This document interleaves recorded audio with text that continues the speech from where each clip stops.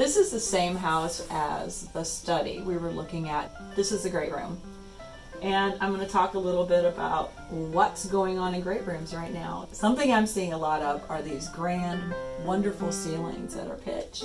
Overshadowing the whole room are these wonderful stained trusses. And the truss has different parts. You'll have your rake beams, which are the ones that are at an angle.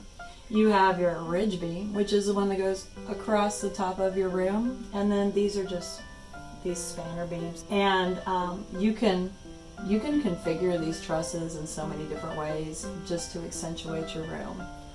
And like I said, a lot of times they'll be stained, whereas the built-ins will be painted. So in this room, which is going to have the tall stone fireplace and the great trusses in there with the ridge beam, they're going to do just a simple box beam mantle, and that's just literally a square box that's stained the same as the beams. And then we're going to stain the tops on these painted cabinets to kind of pull it all together and tie all of these elements into one beautiful cohesive whole.